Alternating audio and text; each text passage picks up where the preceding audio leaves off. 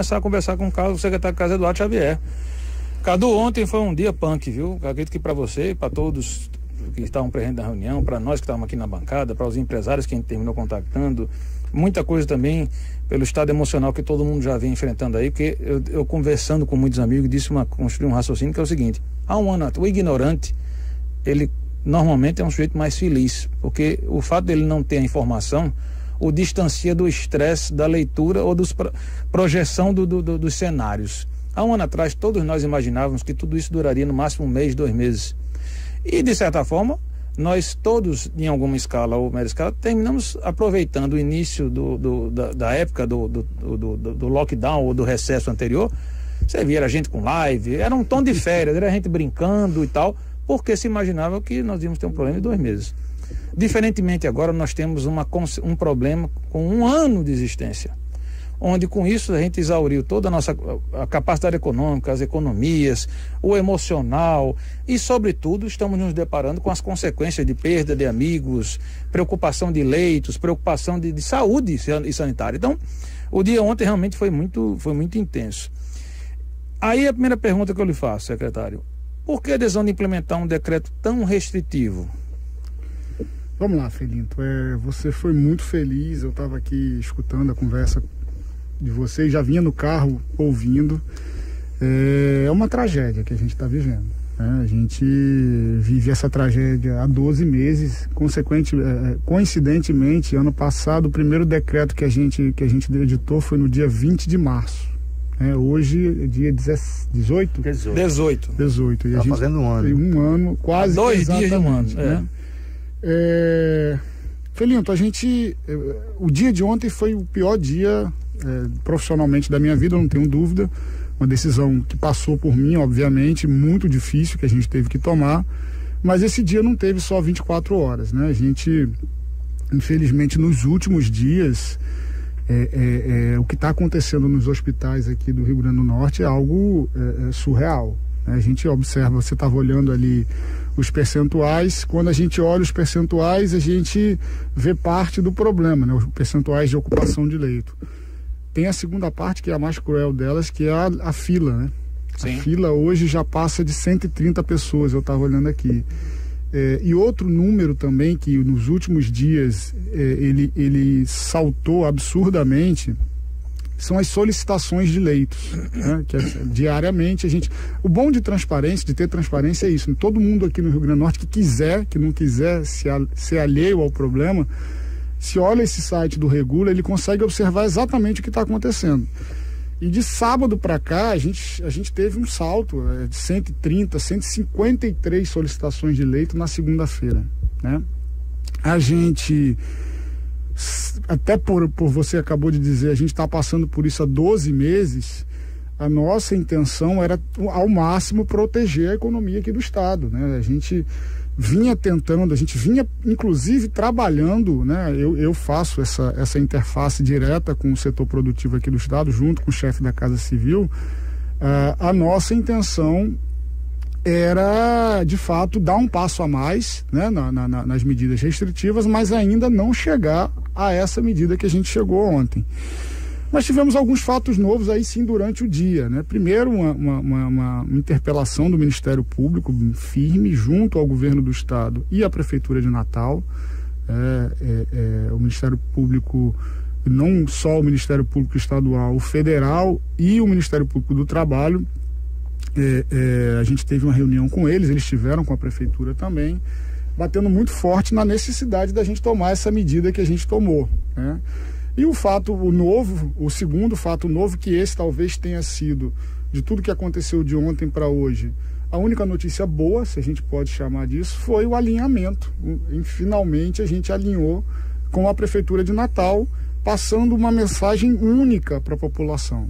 Por mais que as pessoas discordem, né, muita gente discorda, a gente precisa respeitar, conforme vocês estavam dizendo aqui, a opinião de todo mundo, mas é um fato importante a gente ter o governo do estado e a prefeitura da principal cidade do estado, da capital do estado, falando a mesma língua. Então hoje a gente consegue passar uma mensagem única para a população da gravidade do que está acontecendo. Eu assisti a entrevista do prefeito hoje na hora do almoço e ele foi muito firme na gravidade, falando, olha, pode ter gente daqui uns dias morrendo nas calçadas. E é isso que a gente está vivendo, Danilo. Infelizmente, eu entendo demais, assim, ontem foi muito difícil para mim, foi muito difícil para a governadora, eu imagino que tenha sido muito difícil para o prefeito também de Natal, mas não tinha outra saída para a gente nesse momento. Não tinha outra saída, eu tenho convicção disso. A gente foi para saímos do 40 e fomos para o 80 de uma vez, mas é porque realmente a necessidade hoje é de passar uma mensagem clara de que a gente está no meio de uma guerra contra um inimigo invisível, mas é uma guerra e infelizmente, ele está vencendo essa guerra nesse momento. Secretário, um dia antes a informação é que era diferente dessa.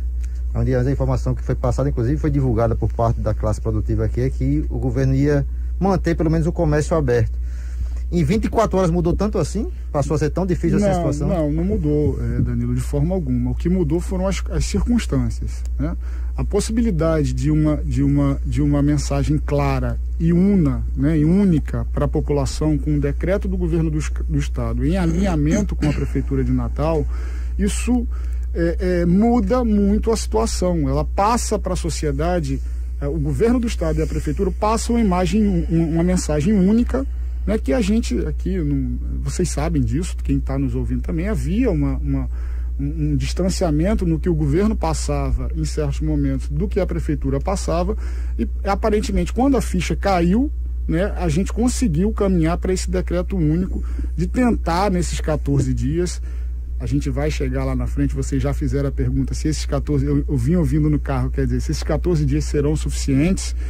Talvez não seja, ninguém quer resolver a pandemia com esses 14 dias. Vocês sabem disso, ninguém aqui, a gente está 1 ano tratando desse tema. É preciso ser claro, é impossível resolver a pandemia em 14 dias. Não vai. Tentar construir um cenário de como serão os retornos a partir desses 14 dias. O que a gente está querendo, o que a gente precisa, não é nem o que a gente está querendo, o que a gente precisa é voltar para um ambiente que a gente estava vivendo até um mês atrás, que era quem adoecesse, né, seja até um de nós 4 aqui, tivesse direito a um leito para tentar lutar pela vida, porque é isso que a gente, acho que a sociedade já entendeu. A disponibilidade de leito, ela não garante que você vai sobreviver, mas você vai ter pelo menos direito de lutar pela sua vida, condições básicas. Então, assim, o que a gente quer nesses 14 dias é dar a chamada martelada, né, que os cientistas têm usado muito esse tema. Vamos dar uma parada geral, tomar um ar. É difícil fazer essa analogia, mas é isso mesmo, para ver se a gente consegue retomar, pelo menos zerar essa fila. Que ninguém fica à espera de um leito sem ter acesso. E para isso também, obviamente, né, o Estado precisa fazer mais uma expansão de leitos, assim como a Prefeitura também de Natal, que são os dois maiores atores. Infelizmente, as prefeituras os municípios pequenos do Estado não têm condições de abrir leitos de UTI, né, financeiramente falando, e é isso que precisa ser feito, e a gente vai fazer. Já temos 40 leitos para abrir no Hospital João Machado. Ainda essa semana a gente espera abrir 20 já nos próximos dias, e mais 20. A Prefeitura está expandindo também os seus leitos. Então, a gente casando essa parada geral, essa martelada com essa expansão de leito, a gente acredita que vai estar daqui a 14 dias com 80%, 70%? Não, mas pelo menos que a gente zere ou a fila comece a entrar num caminho de redução, porque ela hoje só faz crescer, infelizmente. Secretário, em cima dessa questão aí do acesso aos leitos, certo? Uma percepção que a gente tem é uma dificuldade no entendimento das pessoas com a efetividade desse progresso do número de leitos. E aí fica aqui, ao mesmo tempo, uma pergunta e uma sugestão. Eu acho que a comunicação disso continua não sendo percebida pela sociedade. E eu lhe pergunto, eu sei que você não é secretário de saúde, mas quantos leitos foram abertos efetivamente para enfrentamento disso? E outra pergunta em seguida que eu faço é o seguinte: quantos outros mais serão necessários? Qual é o planejamento nesse sentido? Porque essas duas perguntas, elas estão intimamente ligadas a um cenário, primeiro, de tolerância da população para até modificar comportamentos, e o segundo sentimento, que é o da esperança de solução. Porque ao mesmo tempo que você passa a tolerar, ter a capacidade de tolerar, você também passa a ter a capacidade de perceber que as coisas vão evoluir. Nesse momento, eu acho que existe uma dificuldade muito grande desse entendimento. Aí fala, abriu 600 leitos, outro diz, não são 600, são 300 não sei quanto, outro, não, mas fechou não sei quanto. E a gente vem noticiando cotidianamente aqui que operações privadas abriram e fecharam leitos. A Unimed disse aqui a gente aqui presencialmente, mas eu continuo achando essa comunicação confusa para esse entendimento. Aí eu lhe pergunto, quantos leitos foram abertos e qual é esse número, qual é o número ótimo? Qual é o objetivo? Qual é a estratégia a perseguir nesse sentido de passar essa sensação à sociedade, que esse recado é importante, de que o dever de casa está sendo feito, ou se vai ser feito, ou se já foi feito. Isso que a mim e a muitos que eu converso, esse entendimento nos falta. Tá, Felito, eu vou responder de trás para frente, porque eu acho que a segunda pergunta ela é mais importante, inclusive, do que a primeira. Não existe número ótimo. Na velocidade que a gente está, a velocidade de contaminação que a coisa está ocorrendo, e com a escassez de recursos humanos que a gente já sofre com isso hoje, e escassez de insumos, inclusive oxigênio, vocês acabaram de citar aqui, a gente não pode contar com uma expansão de leitos que é para acompanhar o número de contágio, o crescimento do contágio que está existindo hoje. O que que eu posso te responder aqui é o que a gente consegue abrir, né? O que a gente consegue expandir. Tá? Eu vou responder essa segunda parte. A gente está trabalhando hoje, inclusive ontem, na reunião com os empresários, foi uma reunião muito difícil. Um dos representantes de classes empresariais fez essa pergunta baseado numa declaração que eu mesmo fiz há 2 semanas. Né? Eu tinha dito que a gente ia abrir mais 109 leitos e ele disse, olha, Cadu, só foram abertos 39.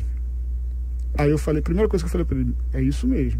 E é bom que a gente tenha transparência, né? Porque senão a gente fala as coisas, aí as pessoas esquecem e não conseguem não tem como comparar. O que aconteceu? Com essa dificuldade de insumos, de bomba de infusão, principalmente bomba de infusão nesse momento, atrasou esse cronograma que a gente tinha proposto a partir do dia 5 de maio. Agora já respondendo a anterior, primeiro vamos terminar essa. A gente deve abrir cerca de 90 leitos críticos. A gente já tem hoje regulados, né, assim, regulados que a gente chama, cadastrados no sistema, entre leitos clínicos e críticos, mais de 700 leitos. Nunca na história do Rio Grande do Norte se teve uma quantidade como essa de leitos disponibilizados para a população, porque efetivamente iria até sobrar em tempos normais, né? Você tem uma quantidade como essa. Mas a gente espera abrir, esse número foi passado, eu falo aqui com tranquilidade, porque eu confio muito na equipe da Secretaria de Saúde. A gente espera abrir ainda mais 90 leitos críticos. Né? Até quando, secretário? Totalizando 140, né? Nessa segunda, não sei se eu vou chamar de segunda onda, mas nesse segundo momento crítico que a gente está vivendo. Esse segundo ápice aí que a gente está passando. A gente espera, a posição da CESAP é que a gente abra esses leitos até o dia 3 de abril. Até Semana Santa. Até a data de vigência do decreto. Né? Se a gente conseguir efetivamente fazer isso, né, com todo esse contexto que vocês estão falando aqui, falta de medicamentos para entubar, possibilidade de uma crise de oxigênio, que a gente aqui, graças a Deus, os nossos hospitais, eles são... foi uma opção de contratação da CESAP. É difícil hoje a gente ter uma crise como essa porque a gente não fez aqueles contratos de cilindros. A gente tem uma estrutura que são tanques, né? E que aí dá uma tranquilidade para a gente, mas nos municípios a realidade é um pouco diferente. A gente inclusive já tem passado cilindros para eles. Então, você percebe, Cadu, aí só um corte nesse seu raciocínio rapidamente. É de se preocupar essa possibilidade do oxigênio via cilindro nas cidades do interior? Essa luz amarela já chegou à Secretaria de Saúde? A gente precisa estar atento. Assim, isso está acontecendo por quê? Porque, infelizmente, o país está vivendo um colapso ao mesmo tempo. Né? Diferente do primeiro momento, a gente acompanhava a gente aprendeu a ver aquele gráficozinho lá do Jornal Nacional. Geralmente você tinha 10 estados vermelhos, 10 estados amarelos, 7 azul. Eu estou com uma saudade grande daquele. Eu nunca pensei que fosse ter saudade daqueles dias, viu? Pois é. Que a gente via assim, verdade. E hoje a gente olha, tá tudo vermelho. né? Tá a pandemia ela está crescendo no país como um todo. E aí a gente, por exemplo, esses gases nós não temos aqui no estado, não sei se o nome não é fábrica, mas é uma usina, né? Sim. A gente traz de Pernambuco, né? Então, se lá está com problema não é também, produzido ou estruturado aqui, vem de outro lugar. Isso aí acaba faltando. Então, assim, a gente precisa ter cuidado, a CESAP está acompanhando isso muito de perto. Já há um problema nos municípios que a gente já tem cedido cilindros para eles, tá? Mas não é uma coisa, até porque está crescendo demais essa expansão de leitos que a gente está fazendo, e o país todo está fazendo, consome esses insumos, vira todo mundo concorrente de oxigênio, de medicamentos para intubação, acaba sendo um problema nacional. Verdade. Sim. Secretário, a palavra cativa, o exemplo arrasta. E eu fui atrás, não é caixas bruxas nem nada não, fui atrás de números. E o secretário Cipriano disse 600 leitos, ele fala isso desde maio de 2020. Numa declaração que ele deu no site da CESAP, no dia 5 de maio, ele diz: dentro desses leitos tem os 100 leitos do Hospital de Campanha de Natal, os 100 leitos do Hospital de Campanha que vai ser aberto em São Gonçalo do Amarante e os 100 leitos que estão abertos, que serão abertos no Hospital de Campanha do Arena das Dunas. Somando aqui, eu já quebro 200 leitos. Em maio do ano passado ele disse isso. Foi. Né? Tá. A história vem seguindo, você vai de mês em mês, vai acompanhando. Pasme, em março, quando começou a pandemia, nós só tínhamos 2 regiões com leito de UTI.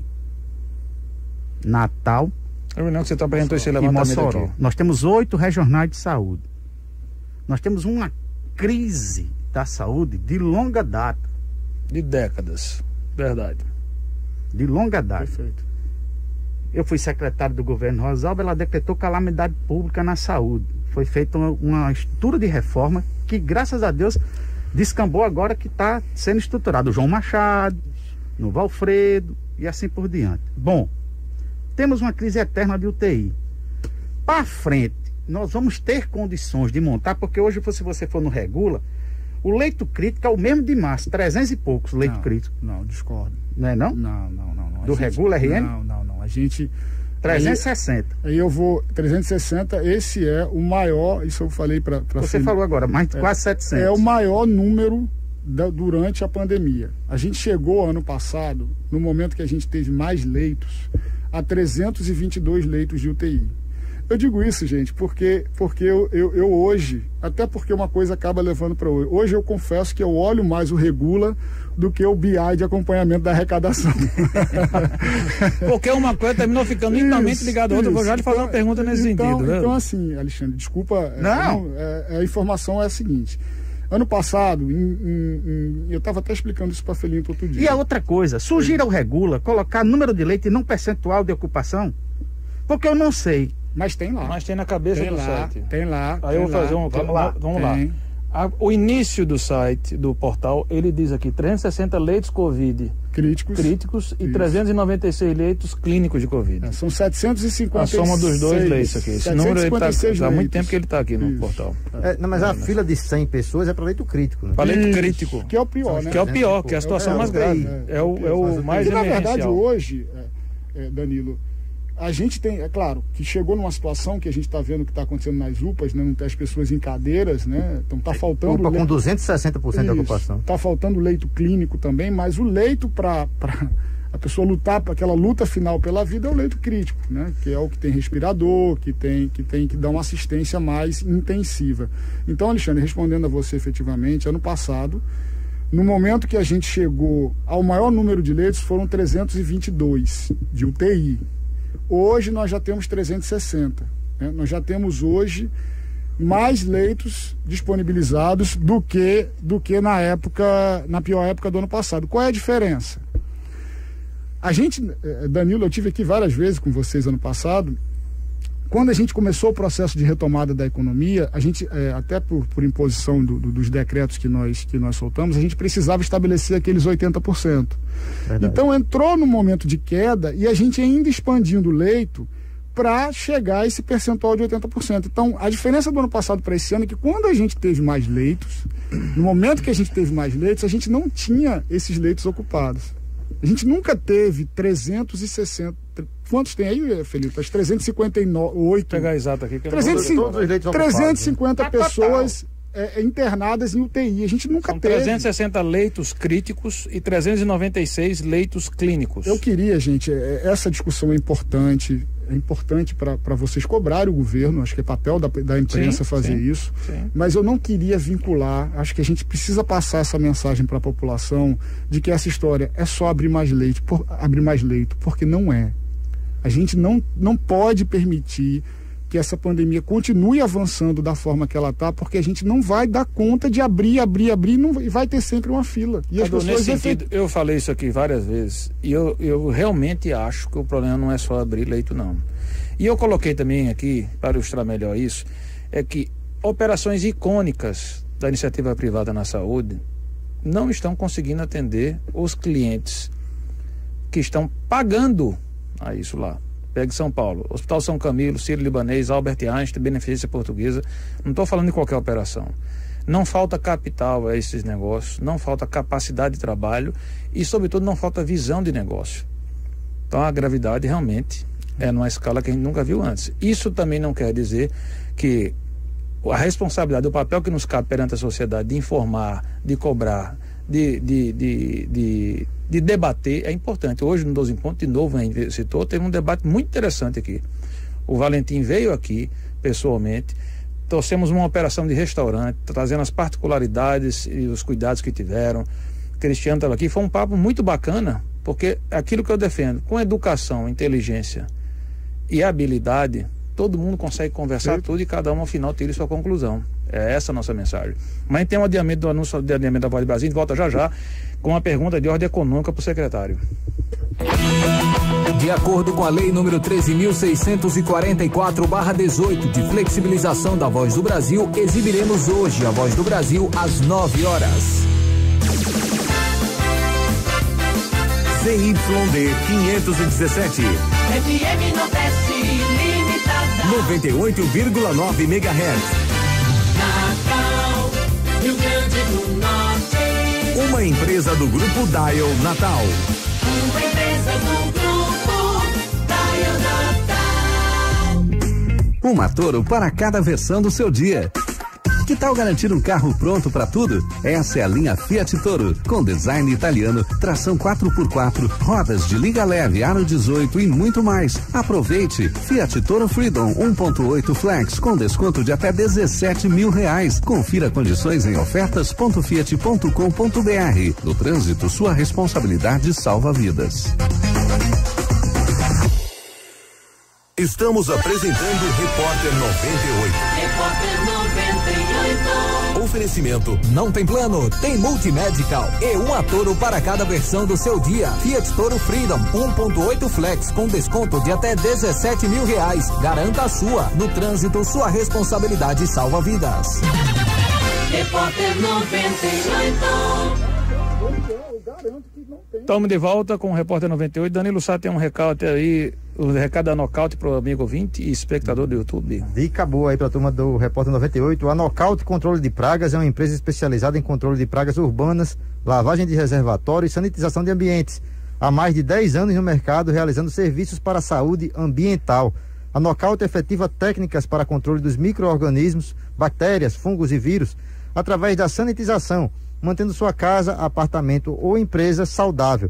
E nesse momento de pandemia, nossos serviços são essenciais para manter o seu ambiente protegido, hein, gente? Entre em contato com a Nocaute através do Instagram, @Nocaute Controle de Pragas, pelo site www.nocautecontroledepragas.com.br ou ainda pelo telefone 84-2226-0808.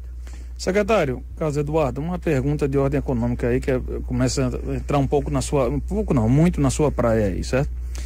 Ano passado, notadamente, é percebido por todo mundo, o governo federal fez uma transferência vultuosa de recursos ou flexibilizou o pagamento de dívida, etc. Ou seja, permitiu uma folga no caixa efetivo do Estado. Até o presente momento, a gente não tem sinalizações no sentido de que esse comportamento econômico-financeiro vá se repetir agora para 2021. Ao mesmo tempo, nós temos uma realidade concreta, que é a queda da arrecadação, uma vez se deparando com as restrições aí postas. Qual é o cálculo que o governo trabalha hoje com a soma dessas duas situações? de um lado, a subtração vamos supor, da compensação e de suporte econômico por parte do governo federal e o decréscimo da receita efetiva do Estado. E aí eu lhe emendo perguntando o seguinte: isso é de também acender a luz amarela e de se preocupar com relação à condição de pagamento de folha de pagamento e as folhas atrasadas? Para lhe devolver a palavra. Com certeza, Felipe. A conta não vai fechar, né? A gente tem... O cenário é esse, né? O cenário posto você leu perfeitamente. A gente tem uma perspectiva de queda de arrecadação, né? E por outro lado não tem nenhum sinal, né? A gente não enxerga nenhum sinal de ajuda para os estados e municípios, como aconteceu ano passado. Isso é muito preocupante, eu não diria nem um sinal amarelo, é mais do que isso, né? A gente tem observado com atenção, né? E por isso que esses 14 dias eles são fundamentais, né? A gente não tem assim mecanismos, ferramentas como teve ano passado para aguentar, que ninguém aqui imagina isso, passar aquele mesmo período que a gente passou ano passado. Você tem algum número projetado, Cadu, nesse sentido? Olha, Felipe, ano passado a gente fez e graças a Deus errei feio. Eu fui bem pessimista com o que iria acontecer, achava que iria acontecer. O que a gente está projetando para agora pode se basear muito no que aconteceu ano passado. Se a gente mantiver essas medidas restritivas por um mês, né, 2 meses, a gente aí imagina uma perda de 25%, 30% da arrecadação. 25% a 30% da arrecadação. Isso foi o que aconteceu ano passado. Nesse mês de março, não nos preocupa de forma alguma. Nos preocupa menos, né, porque a gente vai iniciar as medidas no dia 20. Né? A gente teve 20 dias aí de... 2/3 do mês aí percorrido. Foi mais ou menos o que aconteceu ano passado. Sim. Como a gente decretou a medida em março, né, a arrecadação a gente sentiu bastante em abril e maio. Abril e maio foram os 2 meses trágicos do ano passado. Então é um cenário muito difícil. Agora, dentro dessa sinuca de bico que nós estamos, a gente priorizou a tentativa de reduzir o crescimento da pandemia. Só para eu clarear aqui, para voltar, são 360 leitos só do Estado ou inclui tudo? Privado, são município? São 360 leitos públicos. Estado públicos, e município. Isso. Privado está fora. Está fora disso aí. Até dos 700, né? Os leitos clínicos, o que vale para o leito crítico, vale para o leito clínico também. Secretário, há risco de atrasar o salário do servidor? Olha, Danilo, essa é a principal bandeira do governo, né? De manutenção da folha em dia. A gente, dentro desse furacão que a gente está vivendo desde ontem, né, a gente tem traçado estratégias para contenção de custeio, para contenção de investimento zero, né, para não ocorrer isso. Então, ano passado não ocorreu. É bom lembrar que a ajuda aos estados, foram 4 parcelas, ela só se iniciou em junho. Exato. E a gente atravessou abril e maio, né, que foram os piores meses de arrecadação, sem atrasar o salário, né? Então a gente não imagina atrasar salário, por exemplo, de médicos, de enfermeiros, fisioterapeutas e policiais num momento como esse, que a gente mais precisa desses servidores na linha de frente, né? O senhor tem expectativa, secretário, de como vai estar o setor de comércio, por exemplo, daqui a 14 dias? Olha, como eu disse no começo da entrevista, é muito diferente decretar o que a gente decretou ontem, hoje, do que a gente fez ano passado pelo acúmulo, né, desses 12 meses. Então, a situação é muito difícil dessas empresas. Por isso, o governo tem também mais uma linha, além de manter a folha em dia, a gente precisa, urge que a gente chegue com algum auxílio para o setor produtivo aqui do estado, principalmente para aqueles setores mais abalados e há mais tempo. O setor de bares e restaurantes estão sendo massacrados, e aí eu não vou usar essa palavra mesmo, sim, porque é a realidade. E é a realidade, verdade. Há 20 dias já, que a gente estava com toque de recolher, a gente está ainda hoje, que está em vigor, né, que aqueles estabelecimentos que funcionam à noite, eles praticamente estão sem faturamento. Zero. Né?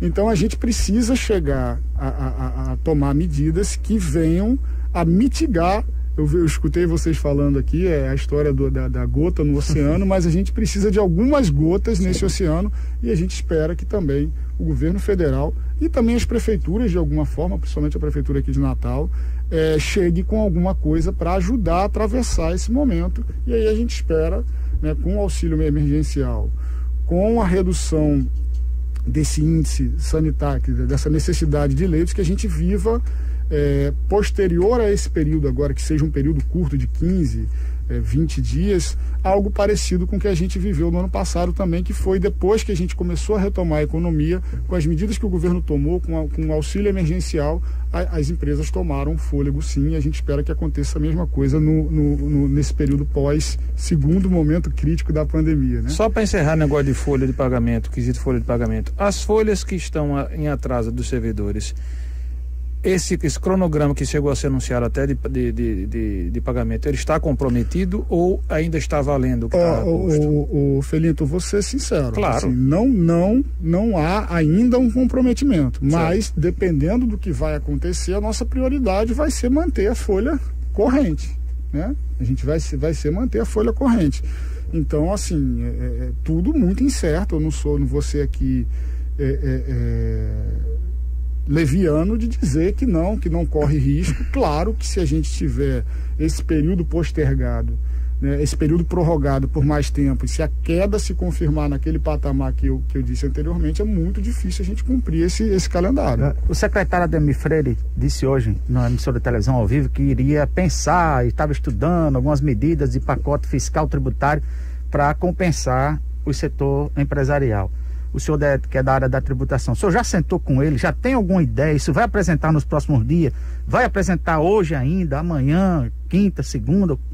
Quando vai sair a luz? Quais serão as propostas? Passamos a tarde reunidos, eu e ele, de forma virtual, desenhando isso. A gente tem sugestões, submetemos à governadora, ela vai anunciar, ela é a governadora do estado. Quando? Eu acho que dentro em breve, ainda essa semana, as coisas vão fluir. Eu creio que a gente vai apresentar um pacote, né?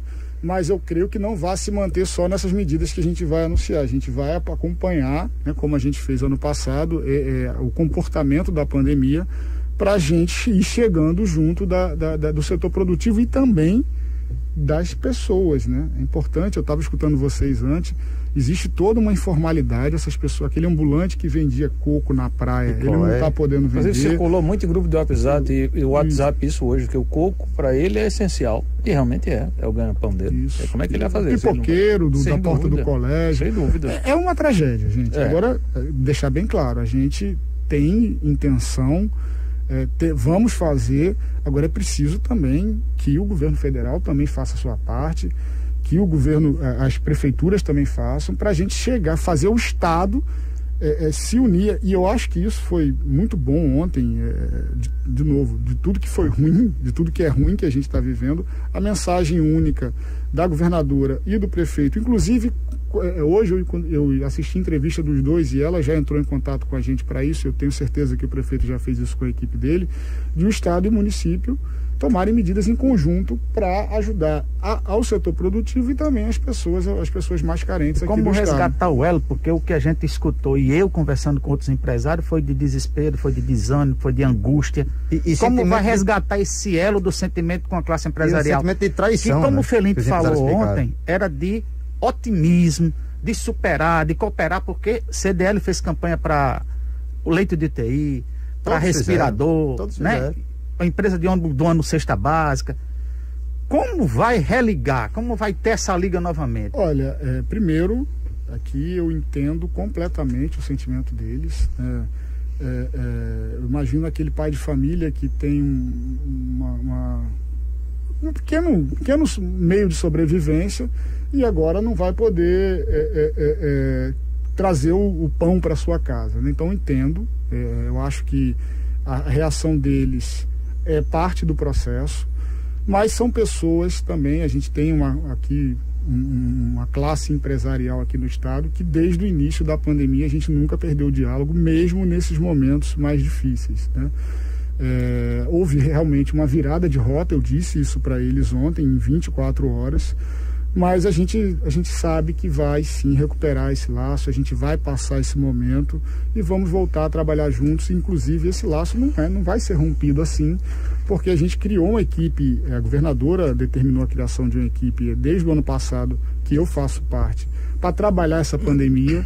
A gente volte a trabalhar junto, assim como foi feito ano passado, porque o plano de retomada, que nós inclusive adotamos, foi formulado pelas entidades empresariais aqui do estado. Então, eu não tenho dúvida não, Alexandre, a gente vai restabelecer com atos, né, com ações do governo do estado, vai restabelecer esse laço com o setor produtivo. Em cima dessa palavra ações, secretário Carlos Eduardo Xavier, eu lhe pergunto, os governadores do Ceará, Camilo Santana, e do Piauí, Wellington Dias, anunciaram medidas específicas para o segmento de bares e restaurantes, inclusive contemplando 2 parcelas de R$500 para os trabalhadores desse segmento.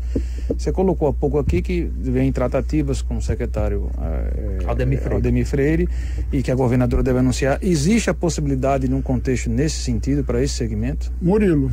Felinto, desculpa. Tá acostumado, porque a gente é TV Cabugi, viu? Não podia perder a piada. A gente perde o amigo, mas não perde a piada. Não, vamos perder o amigo não. Rapaz, eu sou muito transparente nas minhas coisas. Talvez isso até me atrapalhe em alguns momentos. Não adianta a gente anunciar um auxílio, certo? Para aquelas pessoas que vão perder o emprego, que perderam o emprego nesse momento, porque vai atingir muito pouca gente. Efetivamente, o do Ceará, o auxílio que foi concedido para o Ceará, o impacto dele vai ser muito pequeno. A gente tem que pensar alguma coisa que realmente mantenha os empregos. Porque até para demitir, quem é empreendedor sabe disso, o cara tem um custo, né? Então, assim, o ideal é que a gente tenha uma política, e não é uma engenharia fácil, para que as empresas mantenham esses empregados, né? E não tenham que demiti-los. E aí a gente tem que pensar formas de fazer isso, porque não adianta a gente pensar em algo para anunciar, para ficar bonito na foto, e efetivamente a coisa não se materializar. Eu tenho conversado muito sobre isso com os empresários do setor, né, com o presidente da Abracel, com o presidente da FEComércio. Eles sabem a minha forma de trabalhar e a forma da governadora trabalhar. A gente não vai fazer teatro. A gente está buscando essas medidas que eu não vou anunciar, como em outros estados, não vou dizer qual estado fez, anunciar uma medida para um setor específico que não foi aprovada no Confaz. Como é que eu vou anunciar um negócio que eu não posso garantir se eu vou fazer ou não? Não tenho como, eu não vou enganar as pessoas. Por falar em Confaz, houve uma confusão muito grande sobre a pauta dos combustíveis. Afinal de contas, aumentou ou não o imposto? Rapaz, você vê como é que tá a minha vida ultimamente, né? Não tá fácil, não. Você vem sofrendo pandemias específicas, né? Fora a pandemia da Covid-19. Mas faz parte, a gente carrega as cruzes que a gente pode, né? Que Deus dá força pra gente carregar. Alexandre, eu vou explicar rapidamente pra gente não perder muito tempo. Eu até postei isso no Twitter. Você vende carne, né? Você tem um comércio, você vende carne. Você vendia carne a R$100, certo? A alíquota da carne é 18%, você paga R$18. Aí você decide, por questões, não estou dizendo que a culpa é sua, mas por questões de que a carne subiu para o seu fornecedor, o fornecedor que vende a carne para você subiu, e você passa a vender a carne por R$200. A alíquota do imposto é 18%. Você vai pagar quanto de imposto? R$36. O que acontece com o preço do combustível é isso. Por vários motivos, não estou jogando aqui a culpa no empresário de posto de combustível, mas ele sobe o preço porque subiu na Petrobras, onde está a origem do problema, que é a política de preço, acompanhando o mercado internacional. Esse preço era X, passou para 2X. Quando incide a alíquota do imposto ali, ele vai pagar mais imposto, que é a diferença da carne, desse exemplo que eu estou dando para a carne. Para o combustível é a seguinte: o combustível é pago por substituição tributária. Quem paga o imposto é a refinaria. E para ele pagar esse imposto, ele precisa de um valor de referência. Como é que é calculado esse valor de referência? É feita uma pesquisa nos postos locais aqui do estado, isso vale para o Brasil todo. O preço médio calculado pela ANP, a ANP que faz essa pesquisa, a Agência Nacional do Petróleo, publica no site da ANP. A gente pega esse valor de referência e publica no Diário Oficial, quinzenalmente. Tá? Então a realidade do preço hoje, o nosso preço da gasolina hoje, de referência, se eu não me engano, é R$ 5,68. Era R$ 5,08. Por isso que a acusação que tem nos sido feita injustamente é que a gente subiu o imposto. Não, o preço era 5,8 no valor de referência, que refletia a realidade de 15 dias anteriores, e agora a gente atualizou usando essa pesquisa para 5,68, preço de referência. Então não houve uma alteração de alíquota do cálculo tributário, houve um aumento do valor, não aumenta o imposto. Houve uma alteração do valor nominal em função da elevação do preço de uma mercadoria. Se a alíquota é a mesma, você obrigatoriamente vai pagar mais imposto. Isso é matemática, isso. A diferença é só que a metodologia usada para o combustível é o preço de referência, porque é pago por substituição tributária. Entendeu? Essa é a questão. A gente não seria louco no meio de uma confusão como essa, as pessoas mandavam mensagem para mim. Rapaz, você aumentou o tributo você é louco aumentar o tributo do combustível no meio dessa confusão? Não. Agora, se o preço do combustível subiu na bomba, né, eu vou ter que cobrar a mesma alíquota que eu cobrava e vou ter que atualizar esse preço. Eu não posso... De Oliveira, tem pergunta de ouvinte aí, né, de Oliveira? Você... Tem sim. Coloca aí. Vamos lá. Boa noite, Felinto. Gostaria de agradecer o convite para poder mais uma vez participar do seu programa e, ainda que de forma remota, cumprimentar a competente bancada de jornalistas da casa, a audiência e os ouvintes da 98 FM e o convidado especial do dia, o secretário de Estado, Carlos Eduardo. Boa noite, secretário. A minha pergunta remete ao 2 de abril. Temos um decreto posto, cabe ao setor produtivo, aos cidadãos do Rio Grande do Norte, aos contribuintes e à sociedade cumpri-lo. Entretanto, todos sabemos que é função do gestor, seja ele público ou privado, a atribuição do planejamento. Compete a esses gestores trabalhar no planejamento de reabertura e de retomada gradual e responsável da economia quando concluído o prazo de validade do atual decreto. Existe uma preocupação do setor produtivo de incorrermos na repetição daquilo que vimos em 2020, que era às vésperas de cada decreto uma renovação por igual período de um novo decreto sustentando as mesmas premissas do decreto anterior.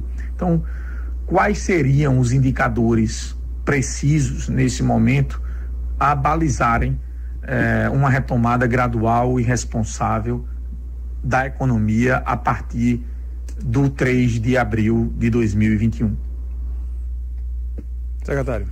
Boa noite, Glauber. Obrigado pela pergunta. Ela é muito pertinente. A gente, como eu disse aqui anteriormente, o nosso grande objetivo com essa medida extrema é reduzir ou conter o crescimento dessa fila, né? A gente não estabeleceu no decreto nenhum tipo de percentual, nem nenhuma taxa de RT, como a gente fazia ano passado, porque a gente precisa observar, de fato, se essa fila vai começar a cair. Se a gente iniciar um procedimento de queda, né,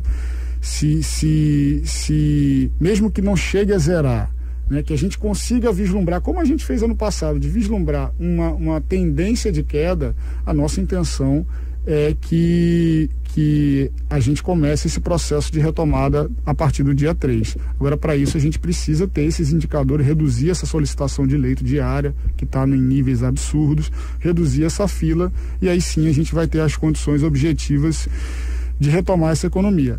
Tem uma grande diferença, gente, que é preciso a gente falar. Sempre vai se fazer a comparação, até pelas coincidências de datas, para a gente fazer com o ano passado.